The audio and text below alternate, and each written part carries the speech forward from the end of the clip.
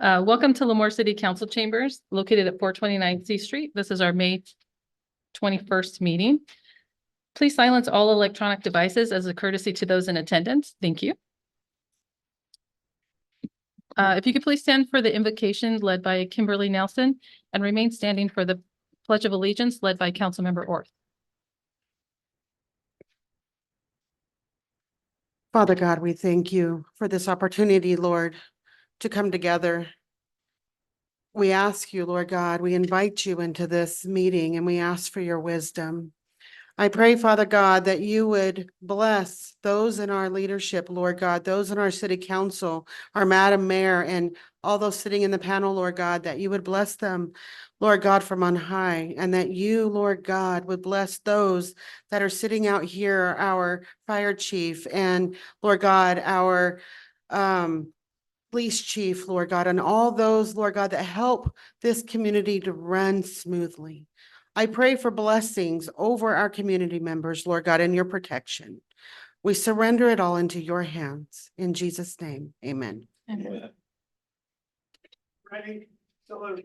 I pledge allegiance to the flag of the United States of America and to the republic for which it stands, one nation, under God, indivisible, with liberty and justice for all.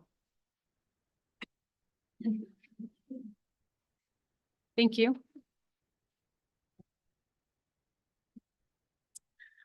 Councilmember Garza, Councilmember Lyons, Councilmember Orth, Here. Mayor Pro Tem Gornick, Here. and Mayor Matthews. Here. Thank you. There are no agenda approval additions or deletions. So we'll go ahead and go to our study session, item 1-1, Central Valley Justice Coalition. Ms. Avalos. Good evening. I have Danielle here with the Central Valley Coalition just to go over the services that they offer with their nonprofit. So here you go. Thank you. And also here with me today is our Executive Director, Krista Weens. Sorry, I'm pretty short. Good afternoon. My name is Danielle Grassi. I'm an advocate at Central Valley Justice Coalition. We recently expanded from Fresno to Kings County, so I wanted to take a minute to introduce myself and talk a little bit about what we are hoping to offer Kings County and the services that we offer. Central Valley Justice Coalition is a faith-based nonprofit that has been providing human trafficking awareness and education for over 10 years. We focus specifically on prevention and education because we believe that prevention is the best approach to decreasing human trafficking and exploitation in our community. We offer free classes and trainings for professionals who work with youth, parents, and classes geared towards youth directly. We cover topics such as online safety, healthy relationships, and understanding human trafficking and exploitation. Our goal is to empower the community to understand issues surrounding exploitation so that we can build a safer and more resilient community. We also offer one-on-one mentorships to at-risk youth. Our agency is based out of Fresno, but I live in Lemoore and have been hired specifically to offer these services in Kings County. One of the issues that we are running into that we are hoping City Council might be able to help with is that we don't have facilities in the area to meet with youth and offer classes. We are hoping that City Council would be able to give us a fee waiver so that we could utilize space at the Lemoore Rec Center to host trainings once a month for free for the community. This would be especially valuable since PAL doesn't run during the summer, and we would love to be a resource to educate youth in the community during that hiatus. And we're happy to answer any questions that you have about our program, and I brought some materials too for anybody that would like to look over them. Go ahead. How do you recruit youth for your summer activities? What do you do? So right now we have been reaching out to local agencies that are already working with youth and share. We have a mentorship program. We're like doing outreach, doing different community outreach events where youth can sign themselves up or their parents can sign themselves up for a one-on-one mentorship. And then we are offering a free training June 12th about online safety at the Hanford Library. we're hoping that parents will attend and learn about our services and our program and sign their kids up. Do you have a website or Facebook, Instagram? Yes, ma'am. Can I give you guys the brochure? You can give it to the clerk. Okay.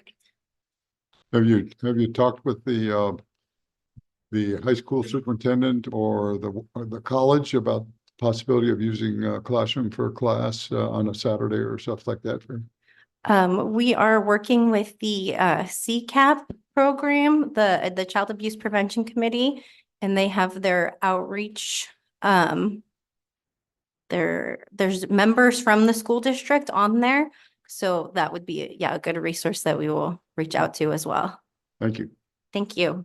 Any other questions from council? Have you reached out to our city manager about your scheduling at our rec center? I have met with the a Ray Greenleaf, the community service manager. I have not met with the city manager. Who would that? Oh, Mr. oh, Northcroft. sorry. You can tell I'm not used to doing this, huh? Mr. Greenley's in the audience as well. We'll be in contact with you. Thank you. Appreciate your time. Thank you so Okay, much. thank you so much. Thank you for coming to Kings County. Yes. We're excited to be here.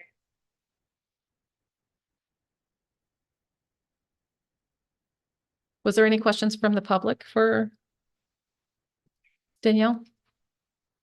No? Thank you. We'll go ahead and go to item 1-2, optimize investment partners.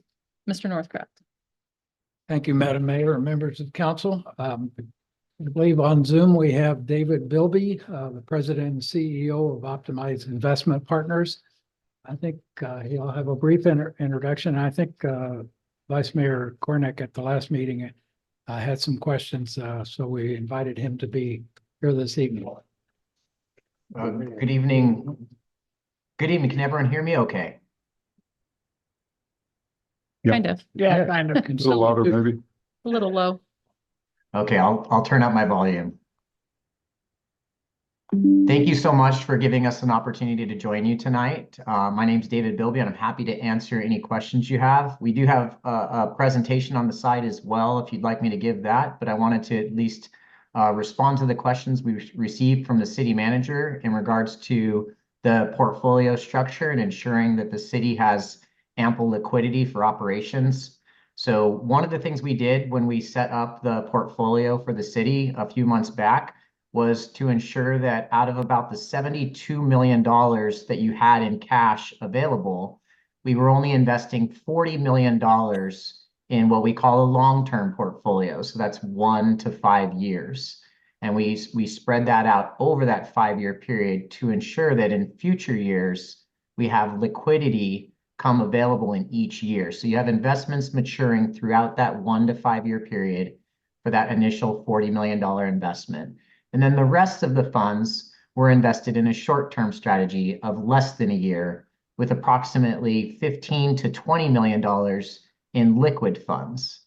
So this would meet the needs of the agency of the city. If you didn't get revenues or if you had delayed revenues for some time, we ensure that you have plenty of liquidity for operations above and beyond any unforeseen or any emergency need. You have plenty there for anything like that.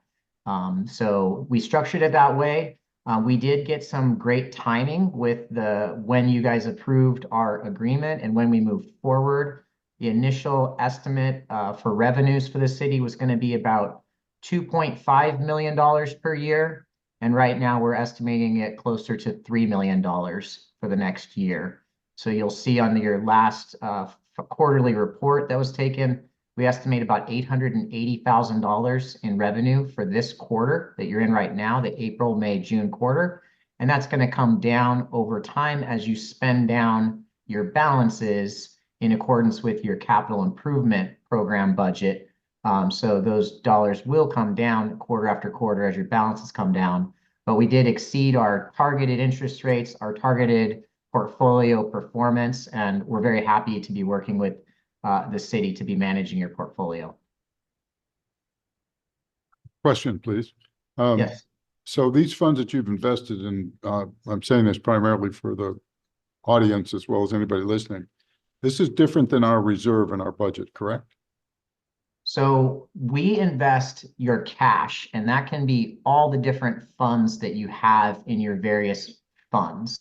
So when we're talking about cash, it doesn't have a reserve name or a specific fund name. So this is just money sitting in your account. So this interest revenue will flow back to all of the funding sources that are in your accounting system. So your reserves are getting increased by more reserves for the dollars that were allocated in those reserve funds. Your capital project funds are getting more capital projects funds. Your general fund is getting more general funds. Good. So another way to look at this was that currently right now, you had said the timing was good when we approved everything. So we were able to capitalize on some good rates, correct? That's correct. What would be the average of those rates? So in the long-term portfolio from 1 to 5 years, the rate that we end up able to get is about 4.59%. Rates today have come down a little bit. They're about 10 to 15 basis points lower than that. So you had some good timing there. And on the short-term portfolio, you're making about 5.3 to 5.4% on that remaining about $30 million. That percentage will eventually come down if the Federal Reserve lowers rates. But right now you're enjoying on your fully liquid funds over 5.4% return. So would it be safe to say that prior to us signing a contract with you and you identifying these funds to invest, what was the percentage we were earning on what was in the accounts prior to these investments? So the majority of your money when we first reached out to your city was in your checking account, which wasn't making any interest at all. The rest of the money, I believe you had some money in LAIF, and LAIF is now returning about 4.3%. So a pretty good percent, but a year ago, LAIF was down about 2%. So we just saw the opportunity not only to improve upon LAIF's number, but to also improve upon the number from your checking account. So really the improvement number that we've been talking about to the city the whole time was an improvement of about $2.6 million in the first year. So, well, that's okay. I'm fine. Thank you for that information. Appreciate it. Any other questions from council? Well, my question is not necessarily to you, it's to Kevin. At some point, could we get numbers to what this money looks like in the different funds? Like what we started with, like whatever, water fund. I'm sure some of the money's in a water fund. Mm-hmm. What it started when we started doing this to where we're at today, and not every month, but maybe a quarterly number, a part of this report. Yes. So we could watch us get a little bit excited at looking at what we're doing. Yeah, it's in proportion to what we Yes. have in those funds. So the simple way we would do it is figure the average is 5% and just add 5% every year to those funds as long as their balance remains the same. But we could do that. I think David is reporting to us quarterly, and we have started sending those to you. We had a partial quarter Yeah. so far. Next, as he pointed out, April, May, and June, I think you'll get it out to us in July, will be a full quarter, and we can kind of tell you what that means to each fund. Great. I wish it meant more to the general fund, which is the one that We is need, discretionary, but yeah.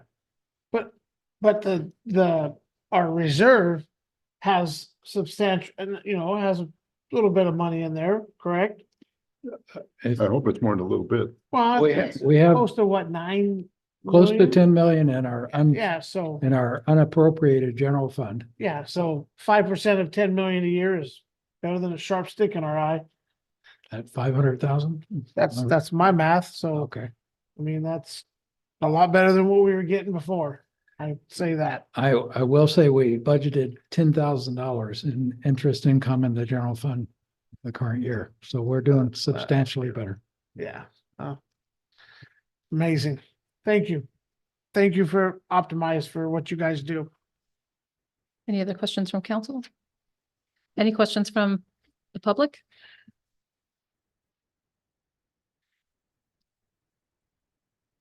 Thank you very much. Appreciate that.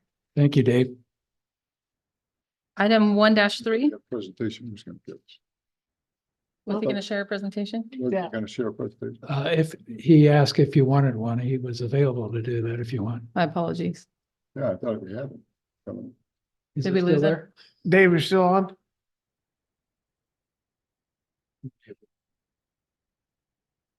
How about next time? Can I share my screen? Yeah. he's back. Absolutely. He's back. Please. My apologies. Post disabled participant screen sharing right now. That- that- There we go. Okay. That's a big deal. Huh? That's a big deal. Oh, yeah, it's a big thing. Which David is that? Oh, that is.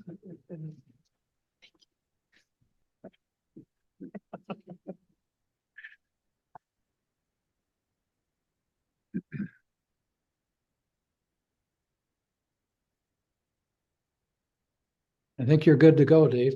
Okay, you can see my PowerPoint okay?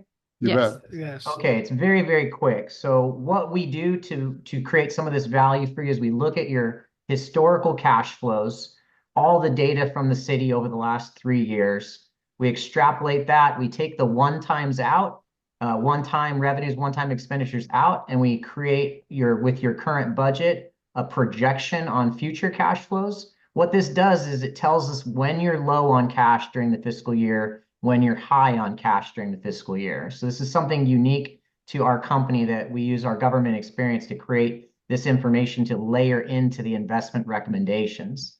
At the end of the day, it results in a portfolio recommendation. So you had about $73 million in total cash. Long-term portfolio I mentioned is $40 million at about 4.59%. Short-term portfolio average balance is going to be about 19 million. Right now, it's much higher than that. So you're getting extra earnings right now because your balances are high at this time of year. And you're over 5.3% on that money. And then we work with the city on keeping a very low checking account balance because the pooled funds that we use for the city, that's CAMP, is essentially replacing LAIF. CAMP can provide the city with same-day liquidity. So that means that when you have a large payment going out for a capital project or payroll or AP, you don't need to worry about leaving a large balance in your checking account. The city staff they'll get a recommendation from us and they'll keep that lower amount in the checking account. But anytime they need any amount of money up to, I think we have northwards of about $15 to $20 million in CAMP right now, the city staff can pull that money and receive it the same day. So that ultimately results in that estimated revenue projection of 2.8 million.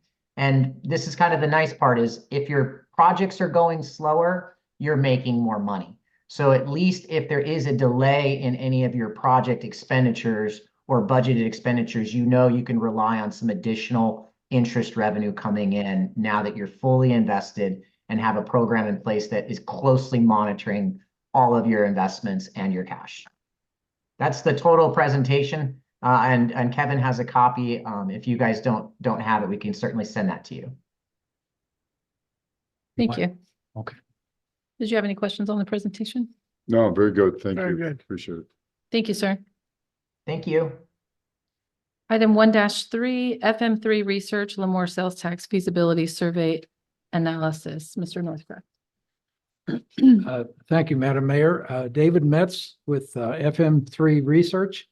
Got a preview of this. He does an excellent job, so I'm looking forward to the presentation of the survey that the city contracted with FM3. And this is the full report of the results of that survey. Hopefully he's online. I'm here. Welcome. Thank you very much. Can you hear me all right? Yes. Yes. Great. All right. Well, thank you very much, Madam Mayor, members of the council. I'm Dave Metz. I'm a partner with FM3 Research, and I'm pleased to be here tonight to present the results of the survey that we recently conducted of voters within the city of Lemoore to assess their views of conditions in the community and also their support for a potential sales tax measure to be placed before voters later this year. I'm going to walk through some of the key findings from the survey, put them in context of what we're seeing in other similar survey research around the state, and then I'll be happy to answer any questions that you have. So to start with, just a reminder about the methodology of our survey, which you'll see on the next slide. At the beginning of April, we interviewed a total of 440 likely voters citywide who, based on their past voting behavior, are considered likely to cast ballots in this November's election.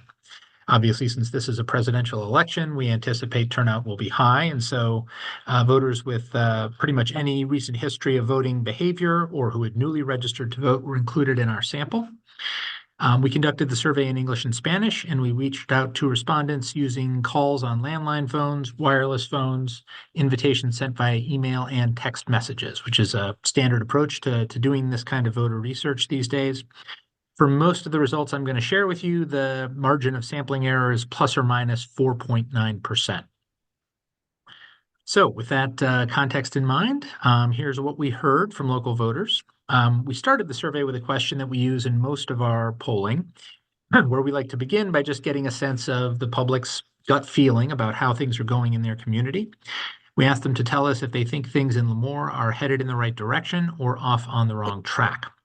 About 3 in 10 said they're headed in the right direction, 37% on the wrong track, and the rest said they either had mixed feelings or were uncertain.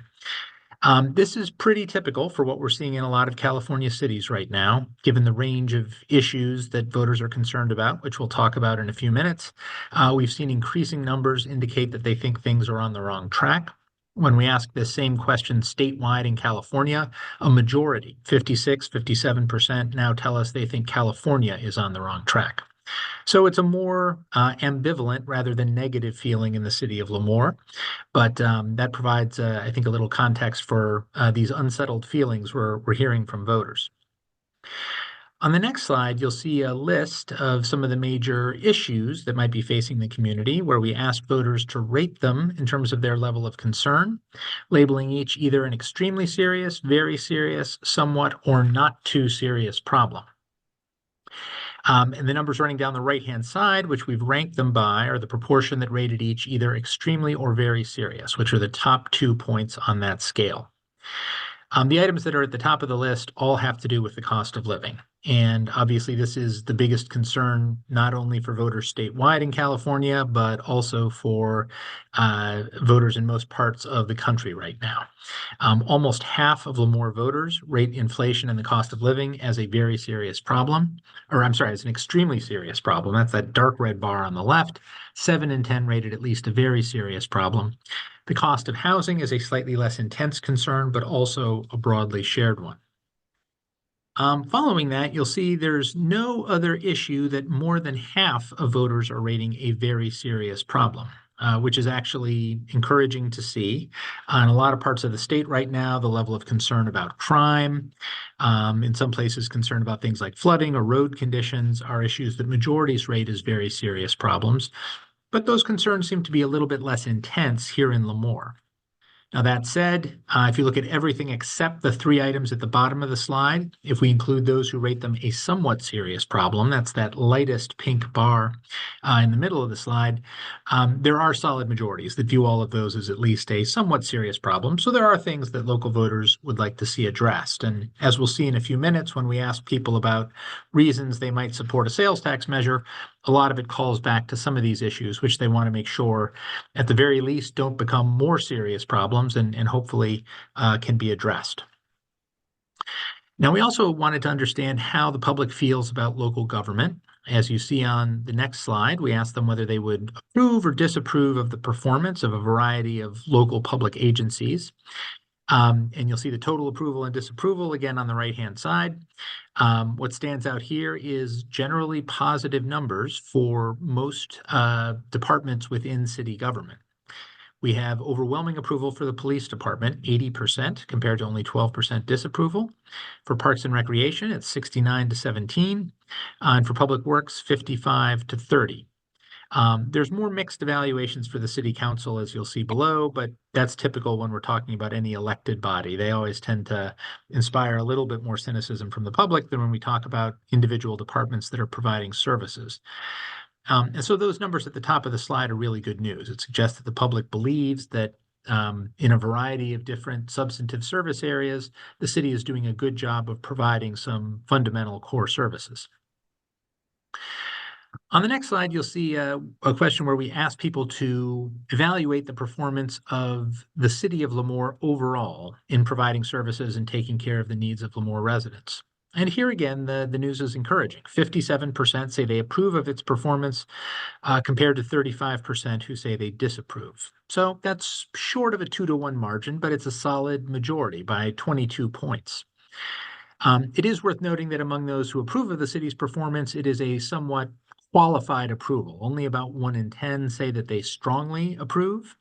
But frankly, this is something that we're seeing when it comes to any level of local government in California right now. There's just a certain amount of built-in skepticism that the public has, and it's rare that we see high numbers for the strong approval. So the fact that we've got almost 3 in 5 voters who say, yes, the city is doing a good job, again, I think bodes well for their willingness to support providing additional revenue to support city services. We also asked, as you'll see on the next slide, about people's evaluation of the job the city is doing in managing its budget and finances. Here we saw a net negative perception, only 25% offering approval, 43% disapproval, with almost a third of local voters acknowledging they don't know enough about the city's financial management to offer an opinion. It is rare that we see any city in California that gets positive marks for managing its budget and finances right now. It is just, there is a level of public cynicism about the way that the tax dollars are being managed by all levels of government, which is pretty pervasive.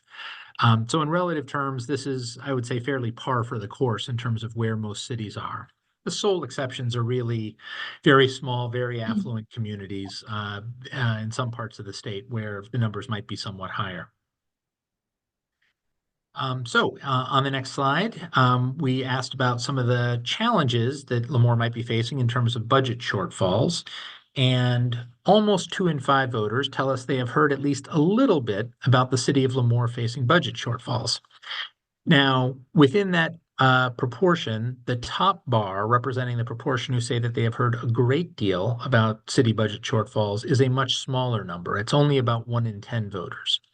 And in our experience, that top number is the one that is really more meaningful. It's probably the better indicator of the share of the local electorate that really has a functional understanding of what the city budget looks like and some of the challenges that it's facing. What that tells us is that there is a need for some public education and outreach here. Obviously, the city has been doing a great deal and taking a lot of extraordinary steps to make sure that strains on the city budget don't overly impact services or the experiences of local residents.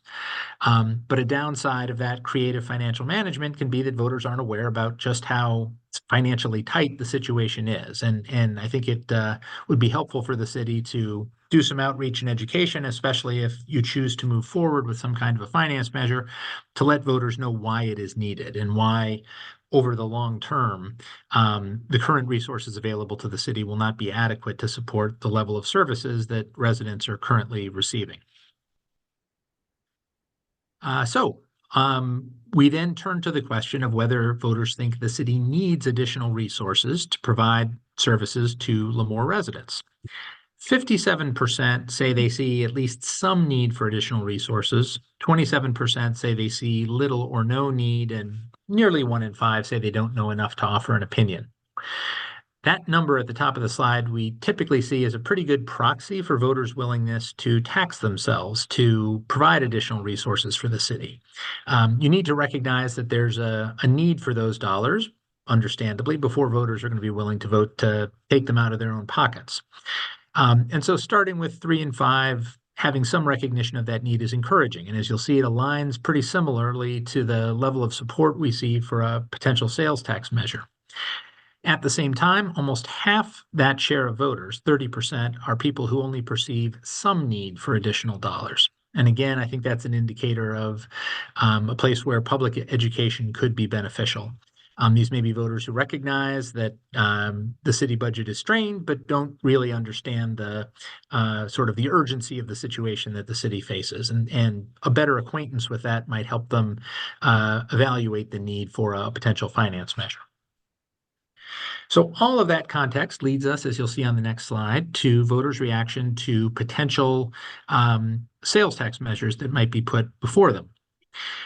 We tested two different sales tax rates. On the left-hand side, you'll see language that we tested for a 1 cent sales tax. On the right-hand side, for a 1.5 cent sales tax. And what we tried to do here was model the wording of that 75-word ballot question that voters would actually see on their ballots when they vote. We have found over time that reactions to this language are the best indicator of voters' willingness to support a ballot measure, because at the end of the day, it is the only piece of information we know that 100% of voters will see before they cast their ballot. They may not read the voter pamphlet. They may not look at communications from the city. They may not see what supporters or opponents in the community might be saying about a measure, but they'll all look at the ballot. And so this wording is really critical. As you'll see, we spell out a variety of city services that could be supported by additional sales tax revenue. As required by law, we note the duration of the tax until ended by voters, so without a specific sunset written in, and then note some of the transparency and accountability provisions that might go with it. So voters heard either the 1 cent version or the half-cent version. And as you'll see on the next slide, when we asked them how they would vote, we saw 64% saying they would vote for the 1 cent tax, 54% for the 1.5 cent tax. So there's a 10-point gap there, with the larger tax less supported. They both do have majority support, which is encouraging, but our margin of error is 5%. So that 1.5 cent sales tax is within the margin of error of falling short of the margin required for approval. The 1 cent sales tax is in stronger position, with twice as many indicating they would vote yes as would vote no.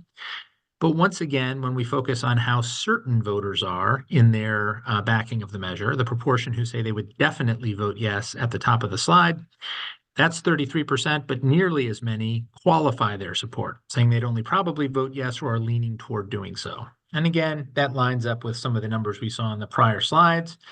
Voters who haven't heard about the city's budget shortfalls or see only some need for additional funding for city services. So there's a large group there that are positively inclined, but not certain. So we had some follow-up questions, as you'll see on the next slide, that asked voters why they would either vote yes or vote no in their own words. What you see here are the results of those who said they would vote yes.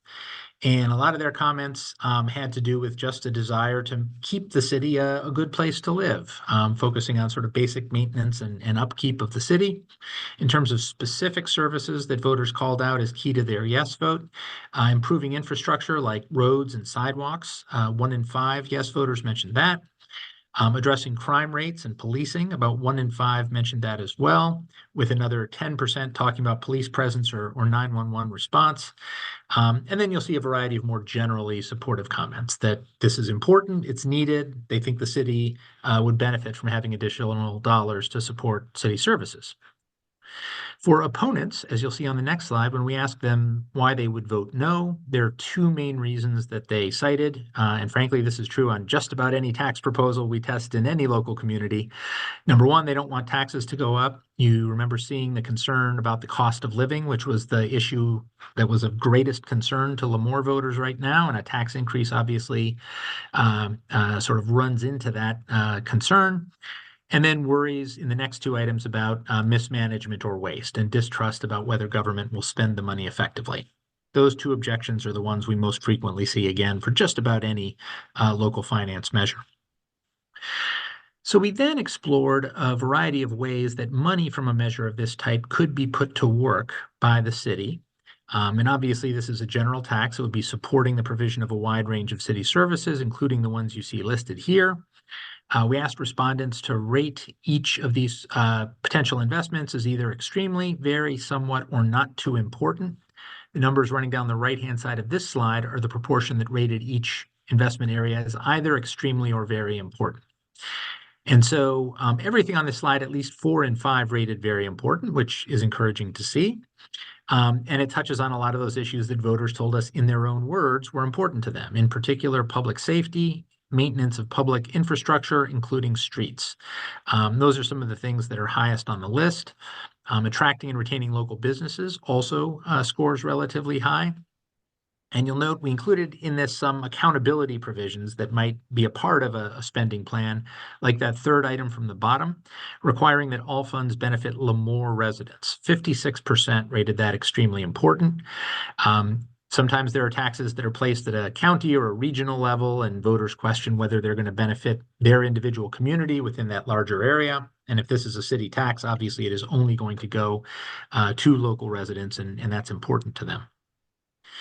The next slide shows the second tier of potential funding priorities. These are all items that somewhere between 70 and 80% rated very important.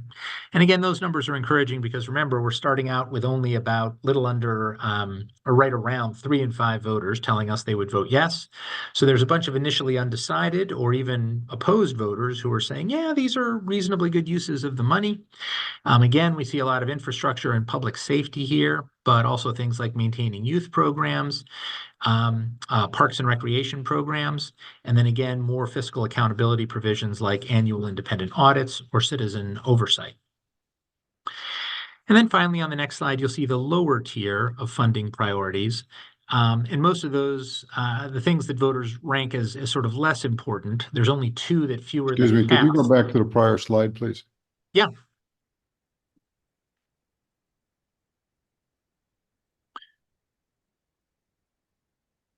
Is there a question on Thank this you. one?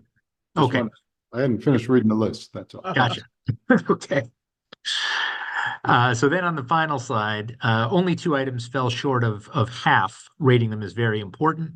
And those just had to do with sort of the hours at which city facilities are available to the public, keeping city offices open 4 days a week, or preventing the need to reduce to 3 days per week. Obviously, those are 2 different ways of expressing the same sentiment. And again, it's not that voters dismiss that as unimportant. Those red bars on the right are still no more than about a quarter of those polled, but a lot less intensity around people's feelings about those issues. And same for things like graffiti removal services, senior programs, just less urgency attached to some of those. But all of these, by and large, are services voters want to see continued. So in the balance of the survey, as you'll see on the next slide, we tested a variety of statements, things that supporters and opponents of a local sales tax might put forward as reasons to vote yes or vote no. On this slide, you'll see a list of I'm sorry, still back one slide here. You'll see a list of the things that voters were most likely to say were very convincing reasons to support a local sales tax measure. And the numbers on the left-hand side are the very convincing numbers.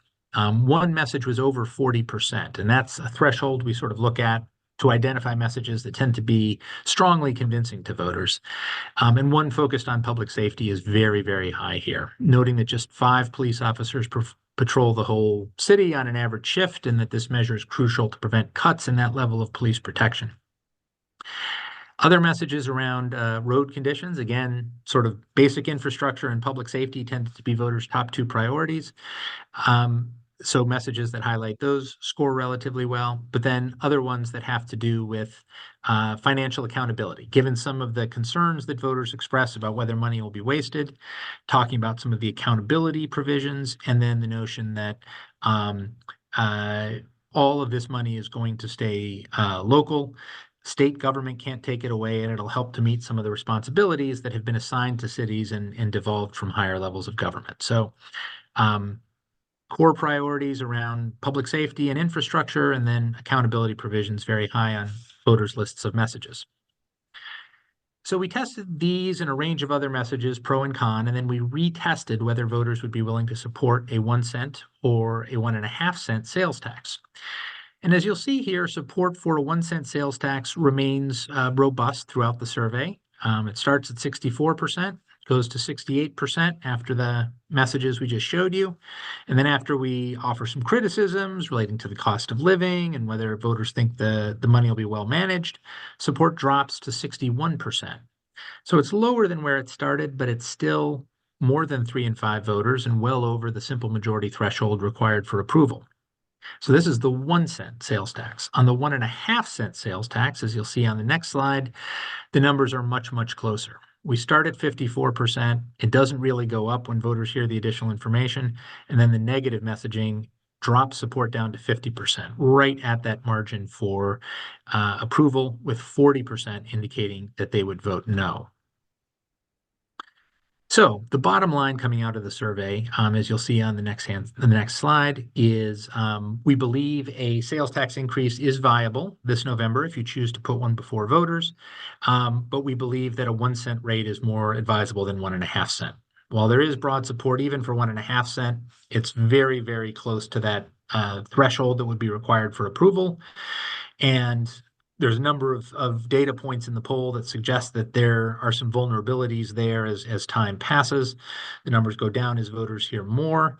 Some of the more conservative voters who might be initially supportive may be more likely to peel away as time passes. And we saw those early numbers where there's some concerns about the direction of the city and about its management of its finances. All of those things mean that the additional cushion that we see with that 1 cent sales tax is probably necessary and advisable.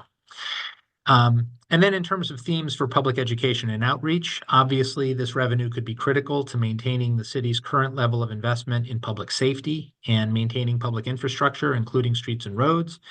And what we see is that those are the things voters are most enthusiastic about making sure money is going to. So if you choose to move forward, highlighting the critical importance of these funds and providing those services at a level that local residents want will be very important. So that covers the key highlights from the survey. I'm happy to answer any questions that you have. Thank you, sir. Any questions from council? Yeah, Dave, do you ever give any consideration to asking voters what they would like to spend money on, other than what the cities tell the voters what they need? Yeah, I mean, we have a question that does that. You'll recall we had that open-ended question after people initially told us whether they would vote yes or no. And that included a number of respondents highlighting services that they personally said were things they wanted to see investment in. Yeah, but and in that, I've never seen there's usually a list of amenities that identify a city as a quality city. Okay, one of them obviously is good city council, all that kind of stuff, police, fire, etc. But what are some of the other things? What we have. I noticed Parks and Rec were on there, but we've morphed into a pocket park community as opposed to really a recreational center, not necessarily a warehouse that could include multiple kinds of things. And it just troubles me a little bit. Sometimes we're always asking the citizens for, here's what we need to do these things, but we've never really flipped the conversations. Tell us what would you like to have in Lemoore that we don't have, or we would like to have. And just a thought, that's all.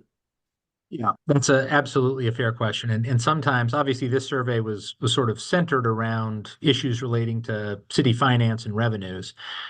Sometimes we'll do customer satisfaction surveys for cities where we won't ask anything about the city budget or spending, but we'll sort of broadly ask the kind of questions that you just described.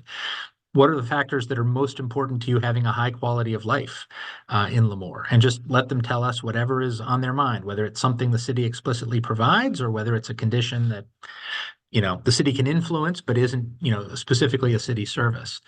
And some interesting things can pop up when you do that.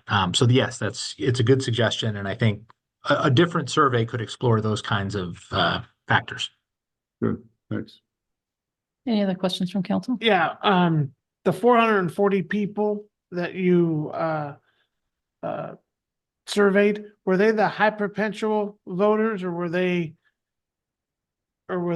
just, how did you come to that list? So they were randomly selected from a list of likely voters on the registered voter file for Lemoore, but people who are likely to vote in this November's election. So that's not super high propensity voters because it's a presidential election. There's a whole bunch of voters who vote only once every 4 years who will show up in November, and they were included in the sample, as well as anybody who is newly registered to vote and, may not have voted in Lemoore before, but they're on the registration roll. So the only people that were left out were people who may be registered to vote but haven't cast a ballot in years. So it was a pretty broad definition of who we thought was likely to vote. Okay.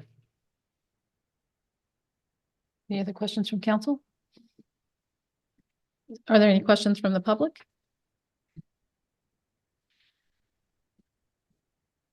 All right. You got one? Jennifer. Okay. Good evening, Mayor and City Council. Sorry, it took me a minute to find the raise hand button because I forgot that that's what I needed to do. I was like, I do, but anyways, I was wondering if the wording could be modified a little bit, the ballot, if it does move forward, if there could be input from just a marketing communications person on the wording, just because it's a bit confusing. I don't know if that's something that the wording is set. I'm assuming because the history shows this is the wording that works, but when I read it and I compare it to the average person from a marketing communications perspective, it is a little confusing. So just a concern or question. Thank you. Thank you. I don't think anything is set in stone at this point. So I think, I was gonna ask. But the staff is actually working with the consultants. We're on our 5th draft and it's certainly far from final.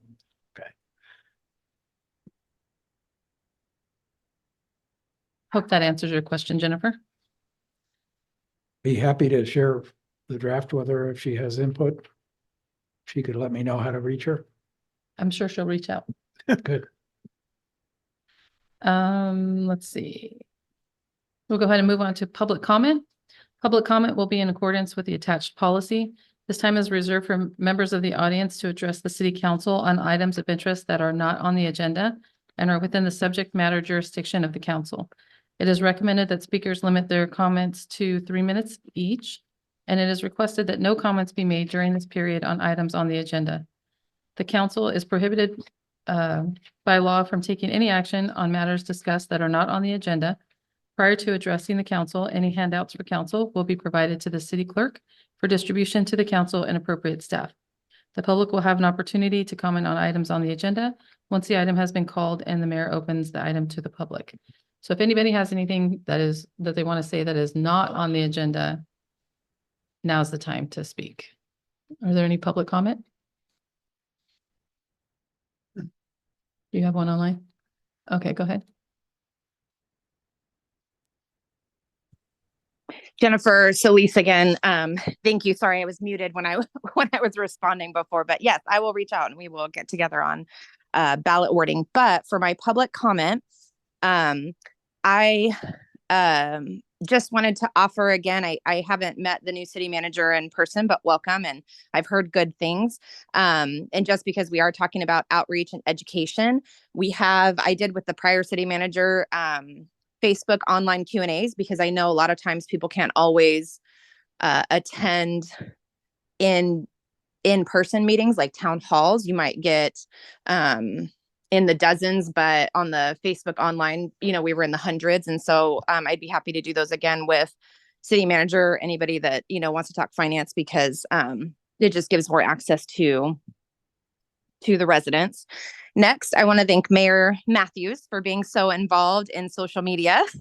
So thank you so much for just being able to respond. You can see that there is a difference in the culture on social media because you're responding, and there are staff members that are even responding on like the Nextdoor app. So I really appreciate that. So thank you for taking the time to do that, because I know that just adds to your responsibility on top of reading a 500-page agenda packet. Also, thank you to David Orth, because while he might not respond a lot online, he definitely has his pulse. And when I, see something posted, he's reaching out, and I'm able to communicate. Like I had some issues with CART. So thank you for that. And I noticed in this agenda about the Parks and Rec master plan. And so I wasn't sure if there was going to be a public comment after that. So I wanted to kind of give my comments during this time, unless you want to cut me off to say that there will be a public comment after that There will be comment in that section. in that section. Okay, so then Yeah. I'll move on to the next part. With the new city manager, I just wanted to put out some ideas that I have suggested before, just because they're kind of coming up again. Like one is that has to do with the fireworks, because it's so hard for the police to identify those that are shooting off the illegal fireworks. It would be interesting to see if we could follow what and I didn't come up with this idea. I read it from New York, came up with what New York City came up with. The idea is that they would put the power in the residents' hands, and they would charge that $1,000 fine. They would give a portion to the residents if they got it on video. And so I don't know if that's something we can do or offer to the residents to kind of support the police, but I just wanted to make that suggestion again, especially since fireworks have already started this last month. And we're going into graduations and obviously 4th of July. Next suggestion is, because I'm concerned about our roads and with the cars that are parked in front of houses, that's obviously required because many people don't have the room in their garage and they don't have the room on their driveway. So they end up parking in the street, and the street sweeper has to go around them. So I was wondering if we could change the street sweeper to doing every other side of the road. So that way they could move their cars across the street one day a week, essentially, to kind of just change the routes. Because when I was doing the math on it, I'm like, okay, it looks like it would take the same time and it would get people to move the cars. So that way we're protecting the roads, because where cars are sitting, endlessly, plants are going to grow, creating cracks, things like that. And so that was one idea. Last, I was hoping we could get more active on social media, and council can tell you I'm happy to help with that. But I would love, monthly lists of businesses coming, monthly updates of housing coming, any disruption, that would disrupt residents, whether it's the public works projects coming. And I would love it all to be in very plain, simple language that just says, hey, you'll need to, we're working on Bush Street and you'll need to reroute. And then also if there's any like last minute issues, because sometimes there's an issue that comes up but isn't communicated. And I keep thinking in this day and age of technology, like, can we not shoot a text to whoever has access to social media, and that we can post it really quick? And the goal of all of that is just to lower the phone calls because then that just lowers the ability of staff to be effective, because they get so many phone calls for different things. And so I know that was one of the goals we were working on when I was working with the prior city manager, to do those like Facebook Lives and more communication with the residents and stuff, was ultimately to help relieve the burden for the staff. And he said it did when we did it. So anyways, thank you. That is all I needed to say. Thank you for your time. Thank you. I know that I did see Mr. Northcraft taking some notes, but you talked a little fast, so he may have to go back to the recording or connect with you offline for some of that, but Yeah, thank you. and I'm happy to email. I can connect with him about it. And was it him that I would be connecting with the ballot measure? Sorry, I heard someone say they'll connect with me, but I didn't, since I'm online, Yes. I don't always see who's talking. Okay. Yes. So yeah, I can give him my notes. That I'm happy to do that. Thank you. I was Thank I you. was like, I don't know how long the 3 minutes is coming. Let me talk fast. Thank you. I gave you a little bit of extra time. Yeah. Oh man, you're so kind. I appreciate it. Thank you so much. Thank you. Any other public comment? Seeing none. We'll go ahead and there are no ceremonial presentations, but I do want to take a moment to introduce the new Kings County Fire Chief, Mr. Sal Flores, and his team that he brought with him, if he would like to introduce them. He has been here for 11 weeks now. Is that correct? I think I stopped counting at 5. Oh, gotcha. But no, And yes, appreciate it. Previously came from Imperial County, correct? Correct. Well, Madam Mayor, City Council members, City of Lemoore, thank you for having me here. Just new to the community, just over 2 months. I come from down south, Imperial County, a very similar footprint to Kings County, very agricultural community. So, it hit the ground running when I came here. That being said, just thank you, and want to extend and open up my doors to our office, both of our offices. We are the Kings County Fire Department and Office of Emergency Services. We are here to provide services not only to the community in the county, but also to support your city as well. Our fire department has a history of providing mutual aid assistance to your city as well. Want to make sure that we continue to nurture that. We're here to ensure that you guys have the tools that you need to continue providing that service and to support that as needed and step in when needed and whenever. With that being said, our OES is also a service that it's available to you. We are here to support your emergency management portion of it. It's a very, very crucial component of every city and every entity to ensure that you are being prepared and you are looking at, the next event to see how we're going to be able to come out of it. Our Office of Emergency Services main priority is to promote the resiliency component, and you guys do have a consent item in it where the multi-jurisdiction hazard mitigation plan that serves as a roadmap to start working towards those emergencies. We're here to help and happy to be here, and thank you for the welcome. Thank you, sir. Thank you. Thank you. Department and city manager reports, Mr. Northcraft. Thank you, Madam Mayor. Let's start with Public Works, Frank Rivera. Frank's got good news and bad news, I believe. Oh, Uh-oh.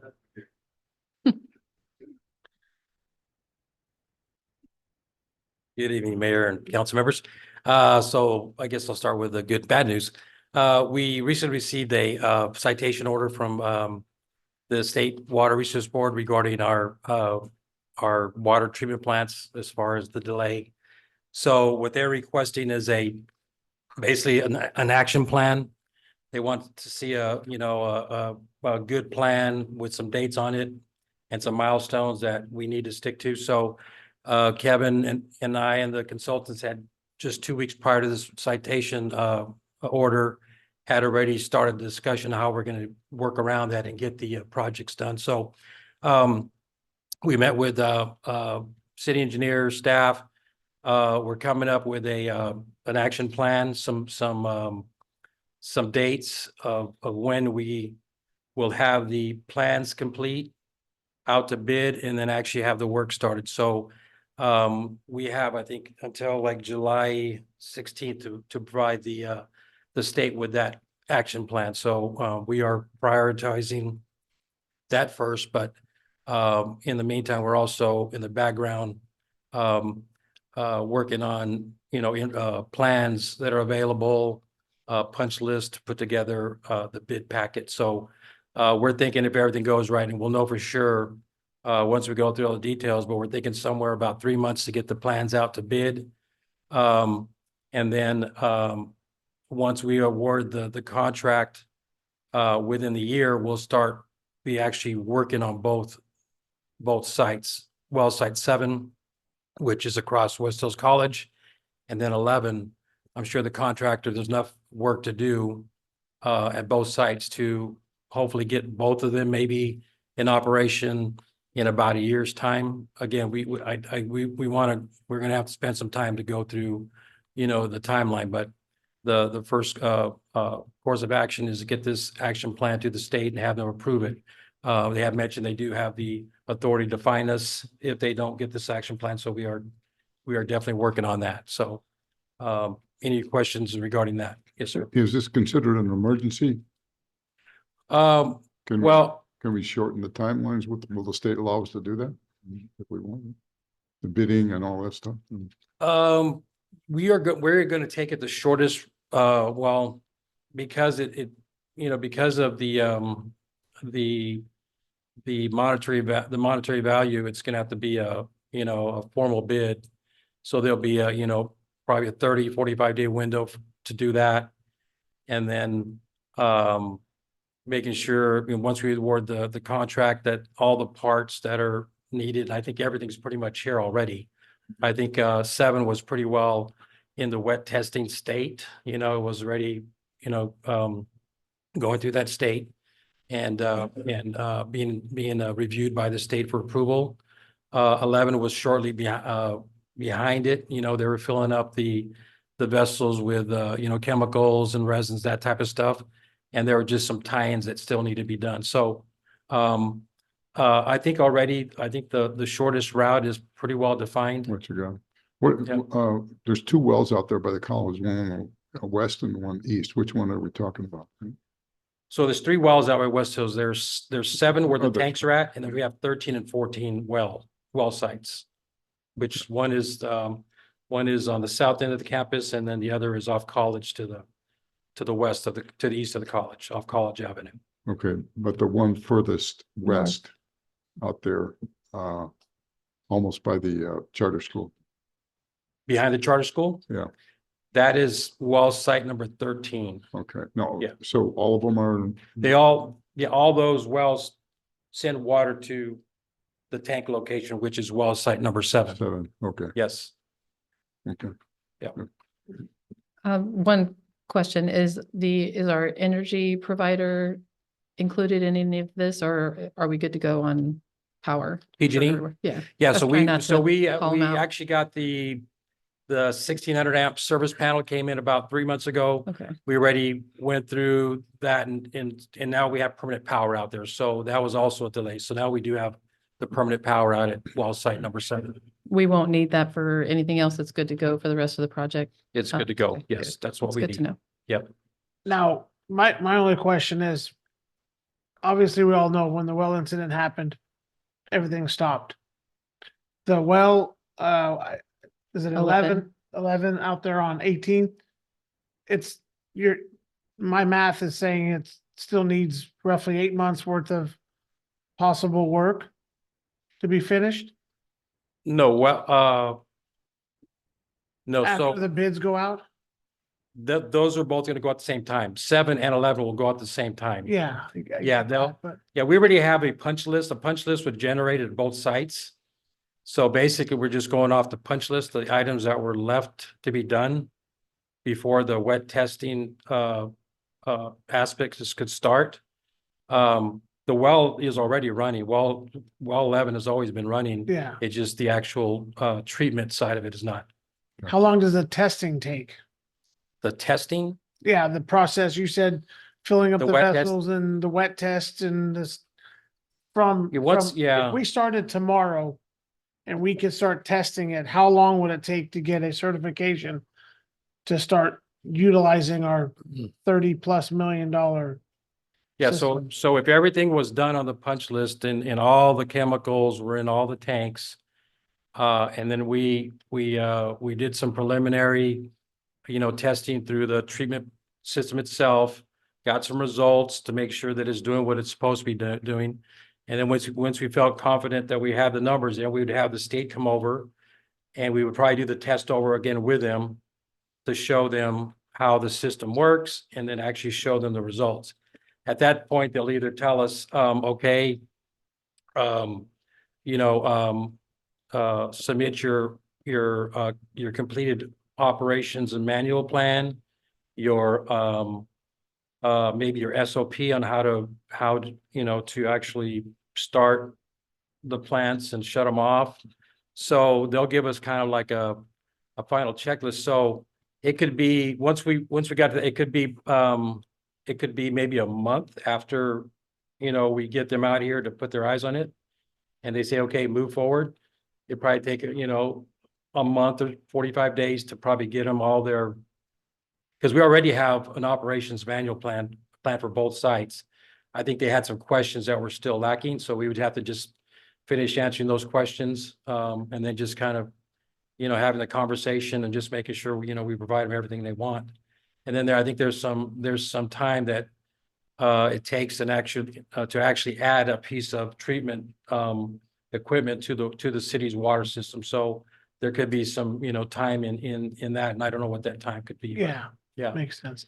Yeah. Now, SUSP, they're ready to manage they have Yes, all the water 4, 5, 6, however, whatever the level of training they have to handle this, right? yeah, Brad Hoagland is already here.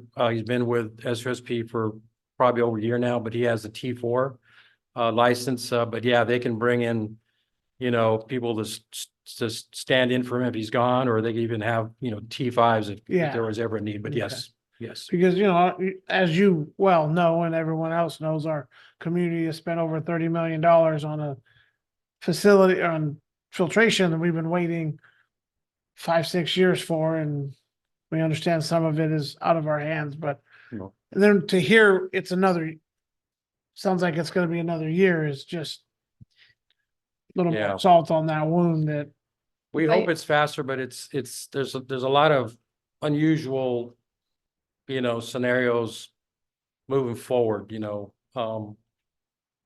with a project that already has had work done to it. You know what I mean? Other yeah. people have touched it, so we have to work around that. If I could just clarify and correct me if I'm wrong in any of this, we were, before the well incident, we were being told that it was only a week or two out of being able to go live. We were close. Yes, we were close. So then the well incident happening and then repairs needing to be made. That's what's kind of repairs needing to be made and starting all over again, basically with the median, all the thing, the resin and all of that is what's pushing it. That along with some of the work being done previously by another contractor and then another contractor coming in. That's what's pushing it out, where it seems like it should be done relatively quick.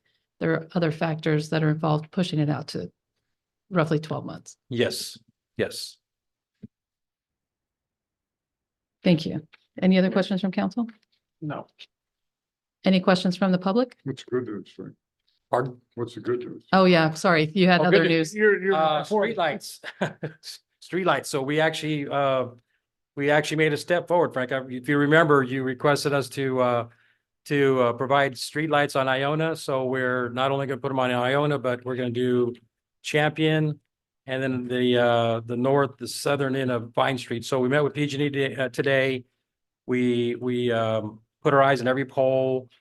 They took numbers off the poles. They actually looked at where the transformer's at, see if we can actually place an arm.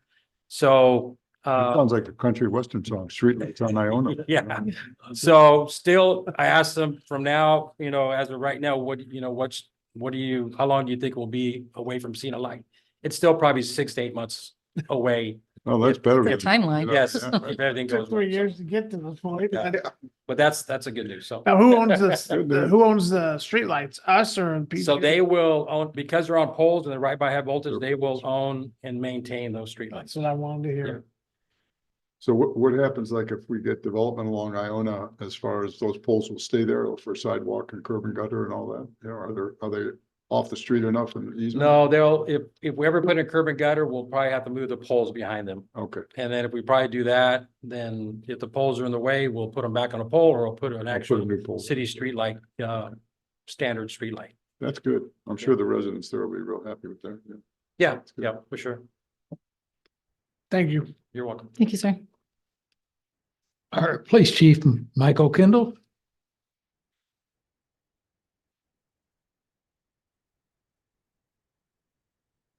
Good evening, Mayor and council members. Do you have bad news? Shoot, no, Okay, good. no. We have a lot going on as far as getting ready for the graduation season. We have the Lemoore College scheduled for May 24th.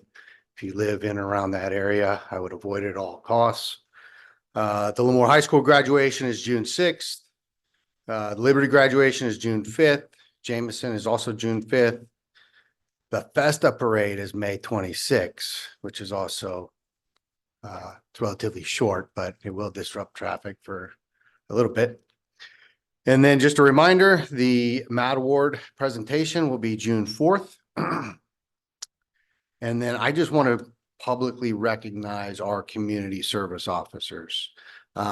Since April 1st, they've generated 434 incidents and 137 cases just pertaining to weed abatement. It's a lot for really 2.5 people because You can notice it too. yeah, Weeds would be it's a lot. And as you can see, I mean, there will be there's some on consent calendar tonight. We're just getting caught up trying to get everybody into compliance as we always do before, like you said, the fireworks season. So with that, that's all I have. I noticed you didn't mention the middle school's graduation. I know that they're, or did you mention, did I miss that? Was probably Liberty, right. June 5th? No, I said middle middle college, high school. It's probably because there's very less students Less and traffic. not really impact We don't you. have to staff that one. Nice. Thank you. Thank you, sir.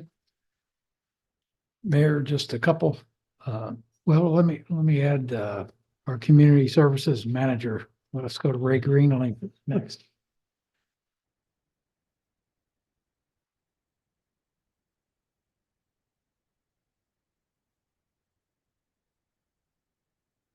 Good evening, Madam Mayor and council members. I want to give you an update with, I'll start off with Recreation Department. We are starting our summer soccer league. We had soccer tryouts this past Saturday, the 18th. And our games will be starting June 12th. And we range from 4-year-olds all the way up to 15-year-olds. We also have girls U15 this time. So we're pretty excited about that. So we haven't had that in a little bit.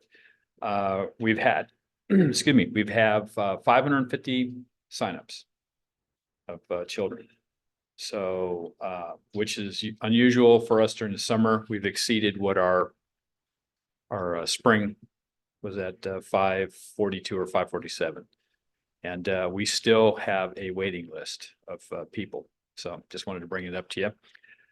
Is that 550 kids that have spots, or does that Yes. include the waiting list? Nope. Oh, wow. That's people are signed up, ready to go. Plus we have a waiting list in case somebody drops out. We can backfill it. Okay. The next thing we'll be doing, we're working on we're just going to start sending flyers out. We're going to be doing signups here shortly for flag football. So Niant's going to start working on those and we'll start getting them out. So in June, I'll update you on when we're going to start accepting signups and when the season will start. I just want to kind of give you information on that. Any questions? Yeah, just a comment. Ray, you made me think about it when you talked about the number of kids involved in summer soccer. That's a great number.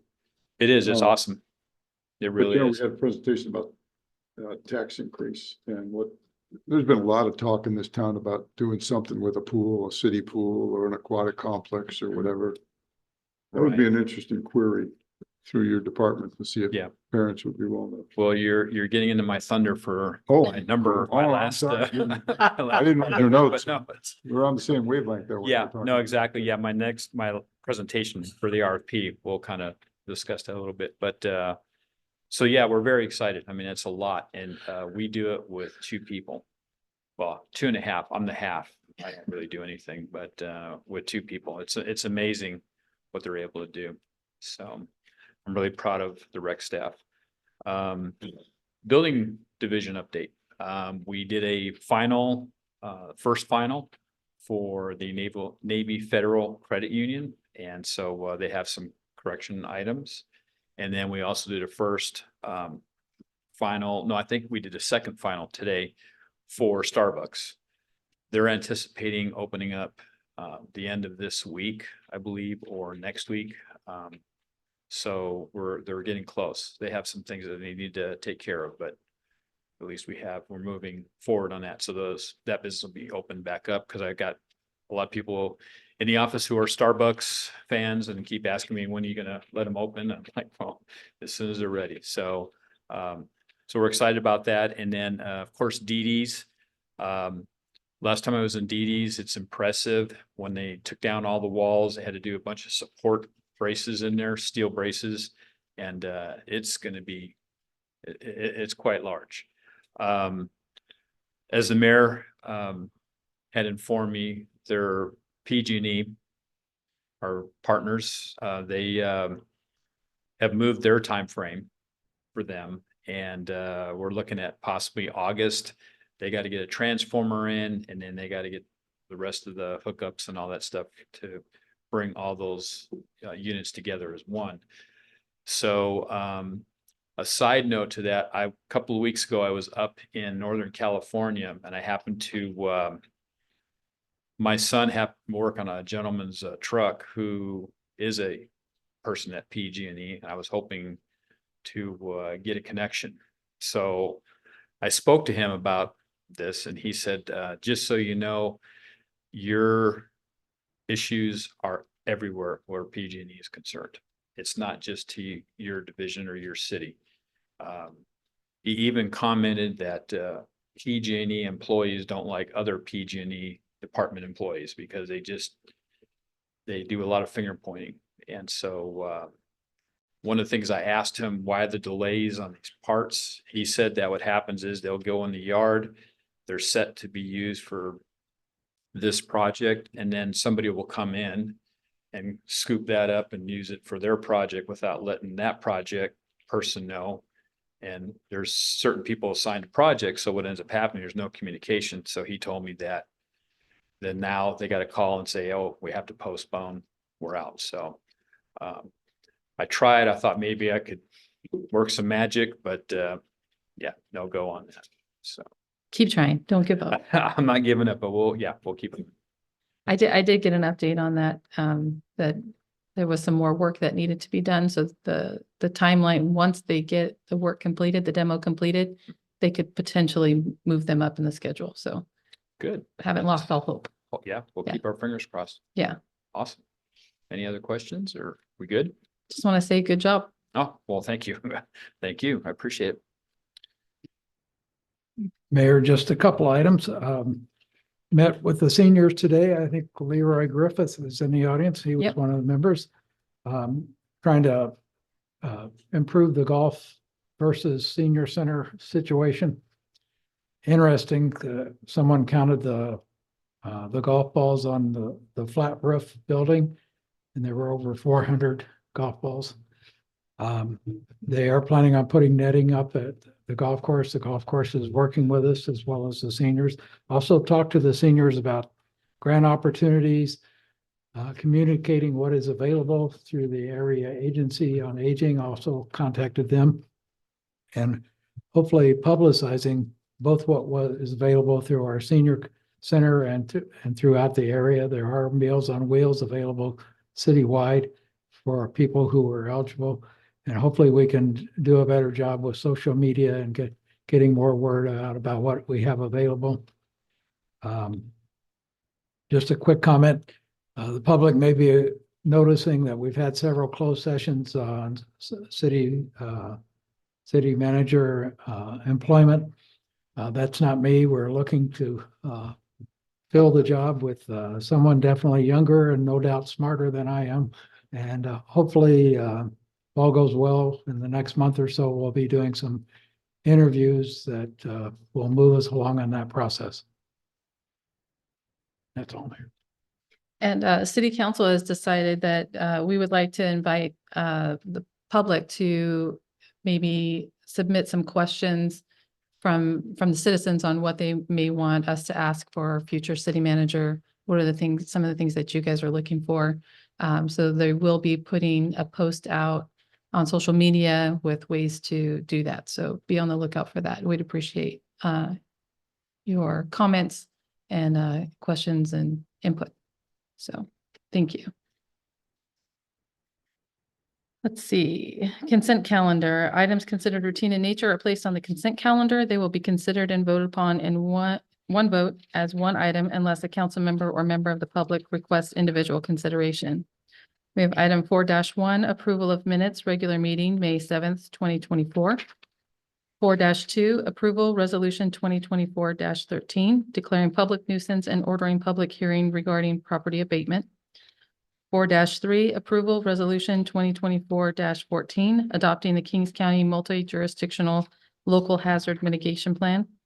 4-4, approval notice of completion, track number 820 Fairway Courtyards, Energy Homes DBA, J.G. Gardner Homes of California, Inc. 4-5, approval budget amendment, Cimarron Lift Station. 4-6, approval budget amendment, Public Safety Facilities Maintenance District, Zone 2. Is there a member of council that would like to pull any of those items?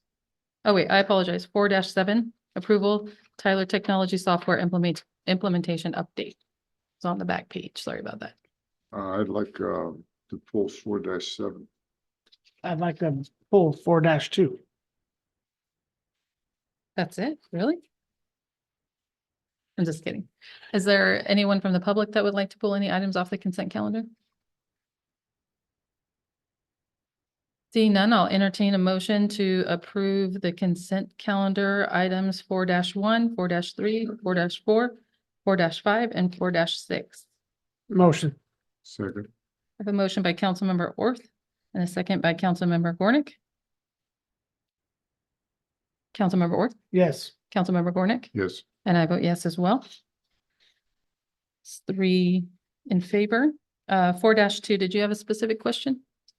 I just wanted to, do we have addresses or what's the, I mean, It's in the staff report. Yeah, there, I don't have them off the top of my head. They're in the staff report. how many of them were there? 4? Before going this round? When when does the public hearing take place?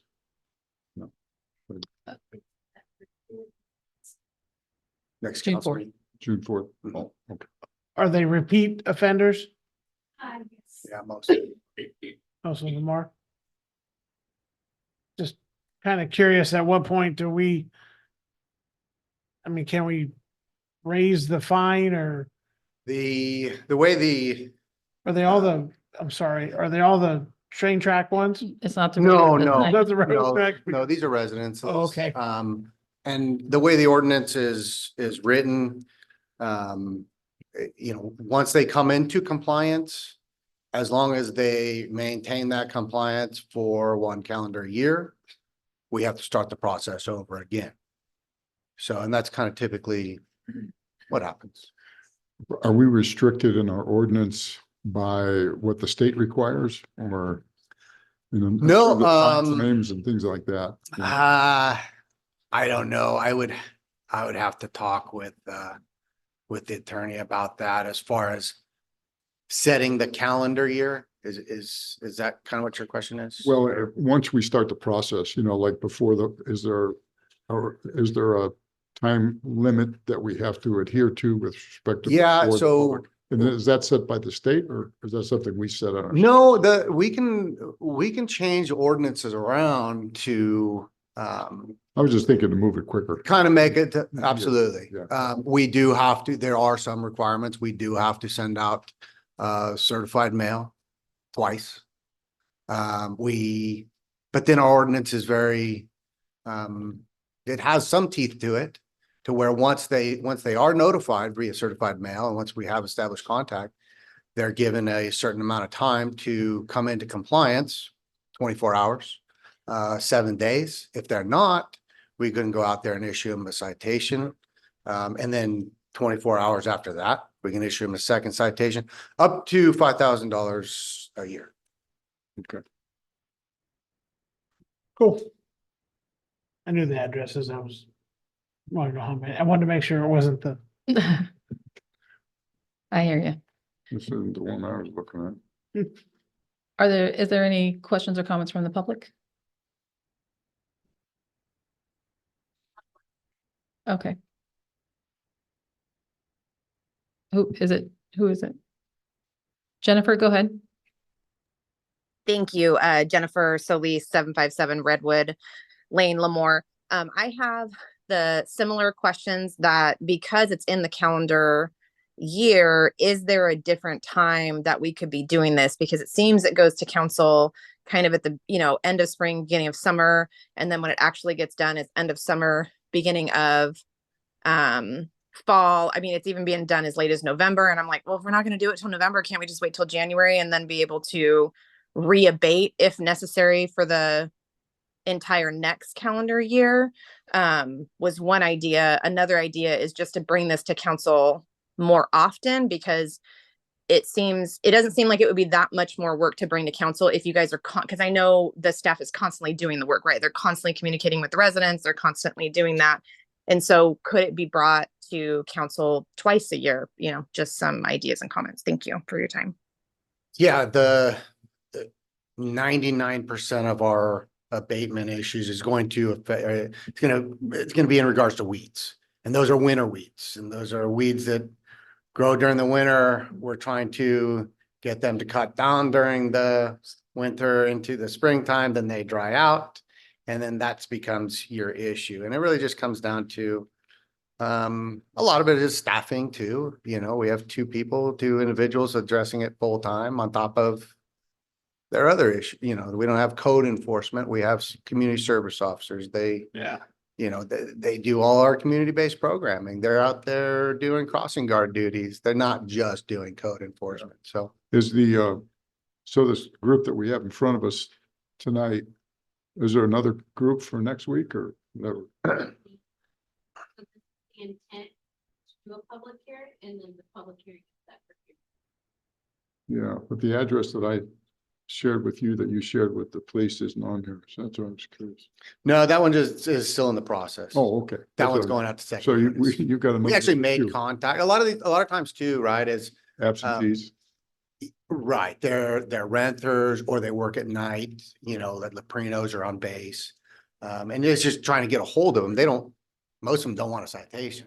Yeah. And will voluntarily comply because we don't want to have to send out, hey, postage is a lot of, it's a big dollar for. Well, you know, it's not just, I mean, the weeds can become a fire hazard. We said, we're trying to get it, we always try to get ahead of it as Yeah. much as possible. Yeah. Before fireworks season comes around. Thanks. Any other questions? Any questions? Oh, we already opened up to the public. Any other questions from the public? Seeing none, I'll bring it back to council for approval. She spoke already on the thing. Okay, So I have a motion by Councilmember Gornick, Second, second by Councilmember Orth. Councilmember Gornick? Aye. Councilmember Orth? yes. And I vote aye as well. 3 in favor. Moving on to 4-7. Did you have a question? yeah, can we get an update on it? For the public to hear about it too? Yes, Finance Manager Jocelyn. Jocelyn Valdez, good evening. So just a really quick update. We meet every 2 weeks with the EPNL, the business license and permitting side of the project manager for Tyler Tech. We met again today. We have individual trainings happening this week and next week. So we are moving along on schedule right now for implementation to go live with the business license and permitting in August. And the asset management program will be starting in July, and that takes about a year to complete. And then our last module is the Parks and Recs, which will be the last thing that we implement, and it takes the shortest amount of time. It's only a 4-month span. So that's the 3 remaining modules left. right? Yes. Those- Mhm. Good. Yeah, how's the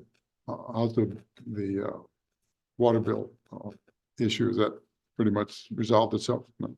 It seems to have. I'm not hearing any more complaints on a regular basis. You still have your misapplied payments that aren't like from our side of it. You know, we have a lockbox program that our bank processes, and so there's always, you know, human error there from our processing center. But as a whole, we are not hearing. I'm not hearing complaints.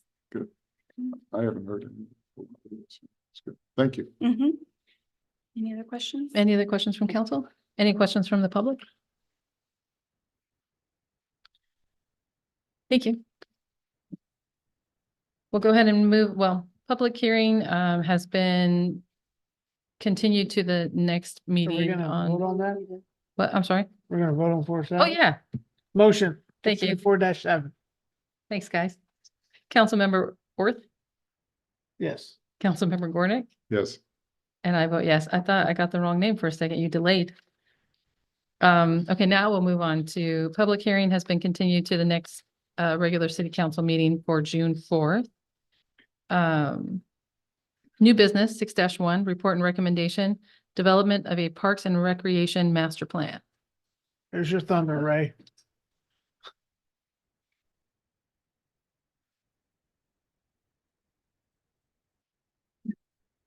Right. Again, good evening, Madam Mayor and council members.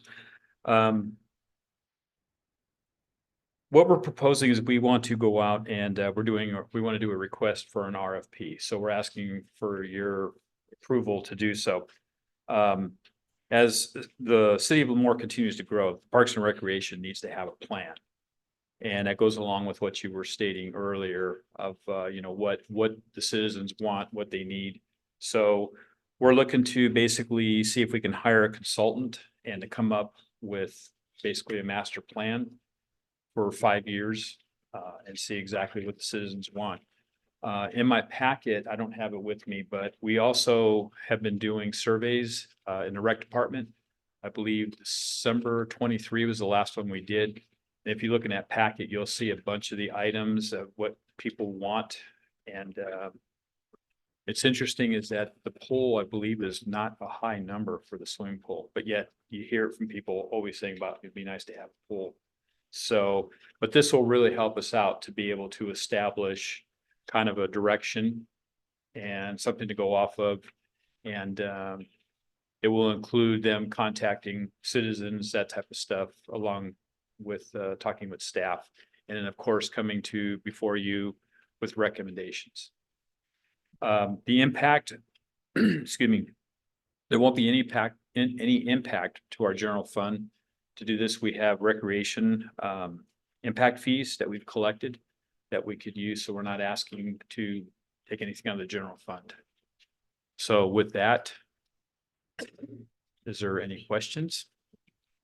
If I could just add a little bit, we have about 4 different impact fees related to Parks and Recreation. I think currently we have over $3 million that is getting invested, as we talked earlier.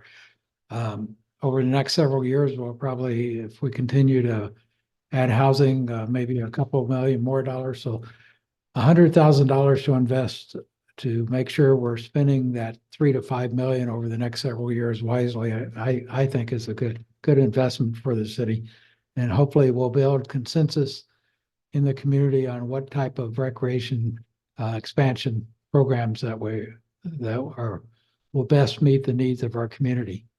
Right. I'm sad to see there's no, go ahead, sir. I'm sorry. Do you have a consultant in mind or somebody? I don't. That's why we're asking RFP.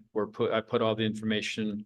We wrote the RFP, and so it'll be a sealed bid, and we'll go out and we'll send it out. I've got several websites. There's been people that I've been in contact with who do these types of things. So we'll also be contacting them by phone. And like I said, I'm looking to, I think, my proposal is in July to go out to bid. One of your biggest constituent groups there is the group of seniors who walk in the morning. Yes, right. And yeah, it's got to be a balanced approach, not only for the youth, but also. Right. And that's, if you look in the RFP, it's written in there as Yeah, such. that was so the that high way percentage. they'll go through it and they'll talk to everybody. Super. That's good. This was accumulation of surveys or just the last survey? No, this was done back in December. What we did was I think on that sheet that I have in there is combined of different times when we were asking people. We wanted to start getting some feedback from people. So we would ask, and then we also, when we do a program, we also do a survey to see how we did. So we asked that question also to see if there's improvements, what we need to do and that type of stuff. But this was basically program to try to figure out what the community wants. So as we kind of put it out there, we did the questionnaire so you can read the question, you could see the response. As I get people who want, pickleball, other programs in there, you can see the responses we got back on stuff like that. And I apologize, I don't have that in front of me. But at least I wanted to include that as kind of a starting point when they go out to bid, they can kind of see what we've done. And that way they have an idea. Was this the people that participated in this survey, was this people who currently use the rec center, or was this more broad than that? This was online and we asked everybody, we told everybody, so it was open to everybody. We talked to anybody that came in there to participate in this. So it wasn't any specific group we went after. We just said, this is what we're asking the community. I had Stephanie and I go out to the community and talk to people and say, hey, we got a survey, please get online and fill it out for us. Because I didn't hear about it. That's why I was wondering how far the reach was. Oh, I'm sorry. Yeah, we did it. We kind of did it in-house to kind of see what where our needs were and what we were, if we were, you know, meeting the needs of the public. And then again, I appreciate everybody who comes in and says, hey, we'd like to have this, like to have that. So we kind of wanted to get a consensus to see, is it really, you know, is it more than just one person, or is it a huge group of people who are interested in these types of things? So it sounds like it's mostly people who are currently using the rec that were, I know Well, you did some outside outreach, but it yeah. seems like mostly people who are using the programs already who are coming into the center. Well, to be honest with you, it was, we didn't ask anybody for their personal information or who they were or anything like that. So to be honest with you, I can't really say what group we hit. We just kind of told everybody. I mean, we had posted on our social media. We did everything that we could to reach out to everybody. So. Gotcha. Any questions from council? No, I think it's a great start, even if you compare this with results you get from a consulting firm. I think it makes a lot of sense. And Right, it- right. It, And this will address also the green parks for expansion. You know, you were talking about if there's more parks we can quality of put life in. stuff, exactly. Correct. Get away from the pocket. Right. So at least we'll have a game plan. And will this RFP also help us decide what we need to do to bring our parks Yes, to that's also included. in the maintenance RFP. and Yes, it basically maybe would be a consensus and everything. What cut do down a you, tree or two? how do you feel function. about current parks? What do you think the parks need? That all that will be in this. Yeah. You know, one of the things to keep in mind, you know, as far as an economic development driver, the sports complex, the soccer complex and the softball complex has been a real driver for the city economically, you know, in terms It has. and that foundation. Yeah, That's I kind of mean, a concept we need to keep in mind as well. yes, correct. And it's nice to see, you know, we're working again with Little League. We've been using it. We have football. Gosh darn, I can't, now I'm lost my concentration on tackle football. They will use our park out at 19th Avenue, Vieira Field. Everybody has a different name for it. The Lions complex. And they're using that. They're actually renting it for several months at a time, including lights. And then, of course, we have a contract with Lemoore Youth Soccer. And they're going into their season here pretty soon. So we work to where we don't compete with them. So we talk with Amy and we let them know when we're doing our part.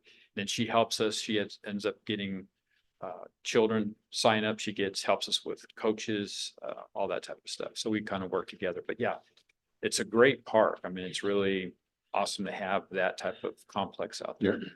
We're pretty blessed to have that. I just want to thank you for reaching out to the community and getting feedback. I think that's huge. So Well, thank you. thank you Yeah. guys for doing that. Yeah. And I'm excited about the creation of a Parks and Recreation Master Plan. I think that's a great idea. Yeah, I can't take credit for it. Our interim city manager, Kevin, had suggested it, and I agreed. I thought it was a great idea. At least to get us something, so, but yeah. But it'll help everybody, and it'll help our rec commission. You know, it's gonna help council when we come up, we can say, here's what we have, here's our presentation, instead of just kind of giving you an opinion and saying, hey, we think we might do this. We'll have backup. It's good. Okay. Any other questions or comments from council? Is there any questions or comments from the public? I guess. Is it Jennifer? Go ahead, Jennifer. Good evening. Again, Jennifer Solis, 757 Redwood Lane. I absolutely loved the survey. I just wanted to add that there was a social media question in the Lemoore citizens group, and I think it had almost like 500 comments. Anyways, I went through and kind of summarized, and I wonder if I should just email it to you, because I thought it was fascinating, like how many people, you know, discussed wanting like a teen, wanting a teen portion for the rec center. Like, could we get a pool table in there, or arcade games, or, ping pong, versus what was on the survey, or how many people said they would love pickleball courts or a better splash pad versus what was on the survey. So I thought it, versus me saying it, might be easier just to email that to you, just so you have that additional information in addition to the survey, maybe. Yes, Jennifer, that's fine. That's what we're also going to ask of whoever we hire. they'll be looking into all those things. Perfect. Thank We you. used to have, in our old teen center, we used to have pool tables. And we got rid of them. We ended up having kids that were getting in fights using the cue sticks instead of playing pool. They were trying to get in fights with each other. But it's not to say, it's whatever the public wants. And like I said, we'll find that information out, Jennifer. It won't be just my opinion or my staff's opinion. It'll be, we're going to get, direction. Yeah, sounds good. And that's a valid point. Even explaining to people why we don't have certain things, or why we went a different route, maybe like Right. ping pong tables are better than, Right. pool in your experience. Cause yeah, it's everybody's basing the opinion based off their kid or, the Right. people they know. So, okay. Thank you. Right. Okay. You're welcome. Thank you. Any other public comment? Seeing none, I'll go ahead and bring it back to council for approval of the development of a Parks and Recreation Master Plan. Motion. Second. I have a motion by Councilmember Orth and a second by Councilmember Gornick. Councilmember Orth, Yes. Councilmember Gornick. Yes. And I vote yes as well. All right. Thank you. Appreciate Thank you, it. sir. Moving on to city council reports and requests. Councilmember Orth. Well, I want to start off by thanking all of our city staff for all the hard work they do. The rec department, Ray, you guys, that's awesome. Kevin. I do believe our city is moving forward in a great momentum moving forward in life. And I like that. Our citizens deserve it. We had a good little meeting last night, trying to figure out some stuff, and hopefully, we wish Kevin could stick around, I think, but wife says she can't, so he can't, so we have to move forward. So, we have a big decision moving forward in the next couple months. And like, Mayor Matthews said, I really like the citizens to email us or whoever and the city manager for input for what you guys want to see for a city manager moving forward. So that's it. I'm good. Councilmember Gornick. Yeah, just a couple. I really enjoyed the study session tonight. Want to thank the ladies from the Central Valley Justice Coalition. I thought the optimized investment partners was critical in the sense that it really is kind of an indication of the city turning the corner in terms of becoming fiscally accountable to ourselves and to the citizens, and beginning to respond in an appropriate manner.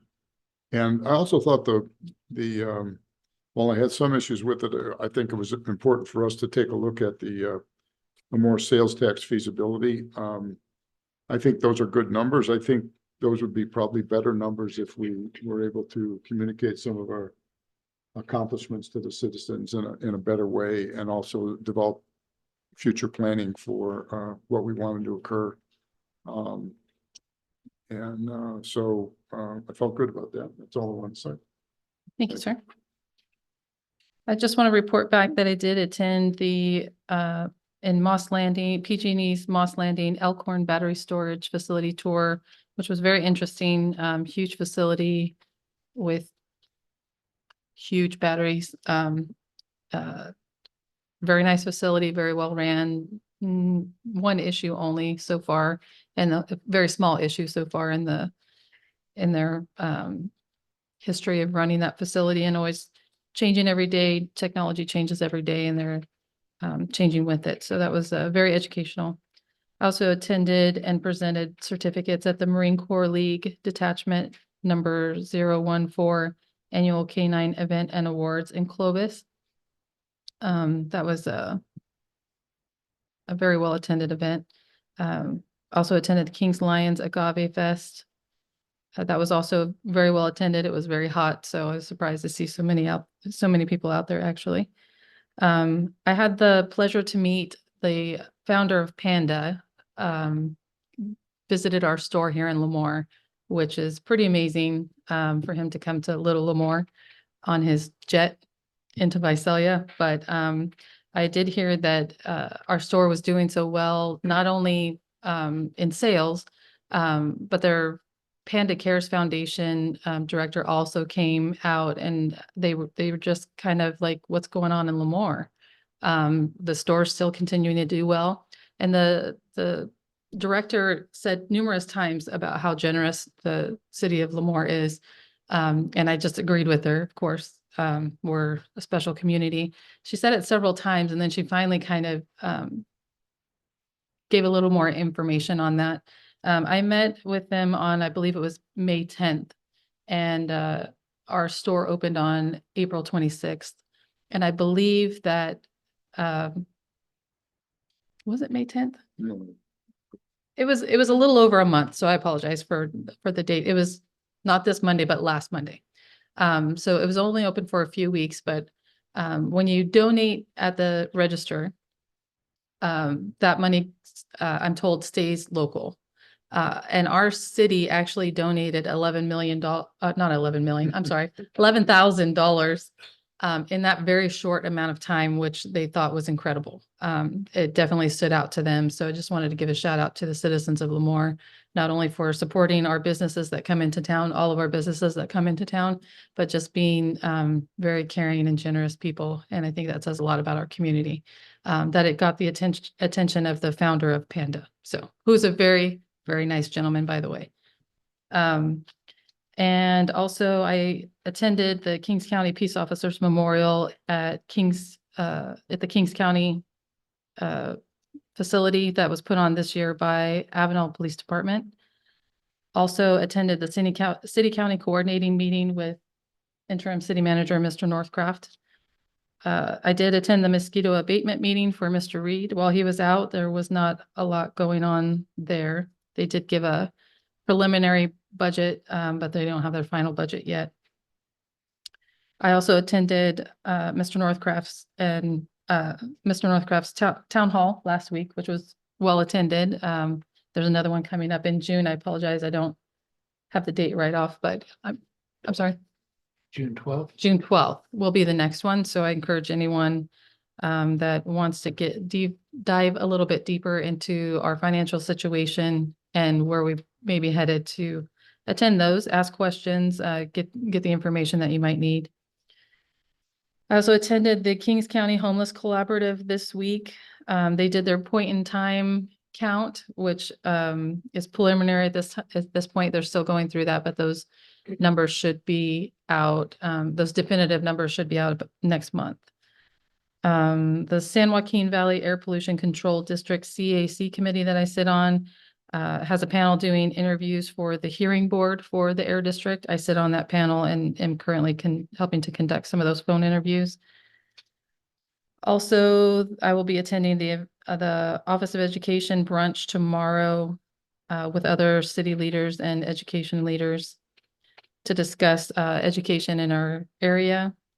Continue to meet with several constituents, and also will be joining the Fresno Area Hispanic Foundation on their PG&E tour for Diablo Canyon, which I missed while I was in Burbank doing League of Cities stuff. So I thank them for offering that invitation on that portion of the tour that I missed. So just wanted to thank them for that. And with that, we will go ahead and move to closed session. Government Code Section 54957, Public Employee Appointment/Employment, Title City Manager. Thank you.